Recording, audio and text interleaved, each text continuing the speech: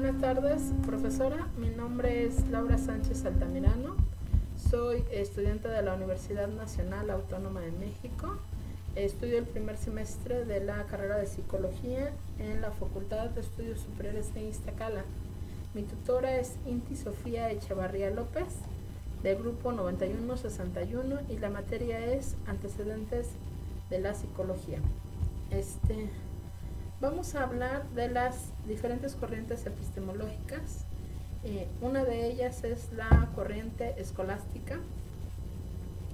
Su etapa cronológica es que se desarrolla en la Edad Media, entre el siglo VIII y el XV.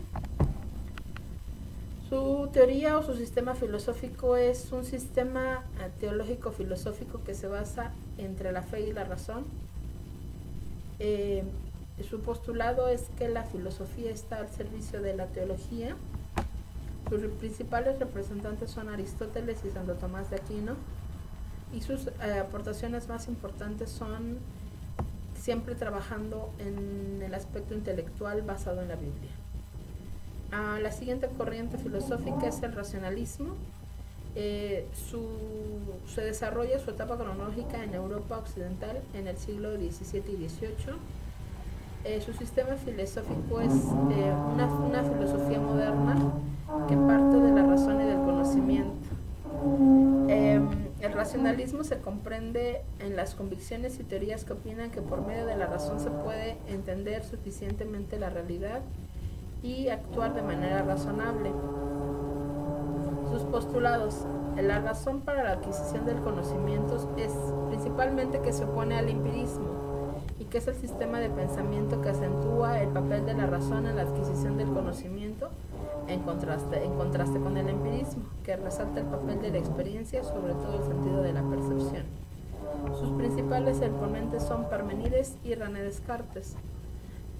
Las aportaciones más relevantes que dejaron es el método utilizado para las matemáticas y la geometría analítica, así como la filosofía moderna. El empirismo es una doctrina filosófica que se desarrolla en Inglaterra en parte del siglo XVII y del siglo XVIII, y que considera la experiencia como la manera más, la única fuente de conocimiento, mientras que niega la posibilidad de ideas espontáneas o del pensamiento a priori. Solo el conocimiento sensible nos pone en contacto con la realidad. Esa es su manera de ver las cosas. Dentro de su teoría está que el conocimiento lo aprendes a través de la experiencia. Una de las actitudes que mantienen a los empiristas a pesar de las diferencias que puedan tener es insistir en que los hechos en oposición a las teorías utópicas y teóricas, así como a las fantasías y a las interpretaciones especulativas. Ellos niegan en sus postulados la verdad absoluta y que toda verdad debe ponerse a prueba, o sea, es decir, dudarse de lo que se dice. Sus principales exponentes son David Hume y John Locke. ¿Qué nos aportaron ellos? Que el conocimiento es a través del aprendizaje empírico, así como los métodos, el método y los datos, y con la metodología científica.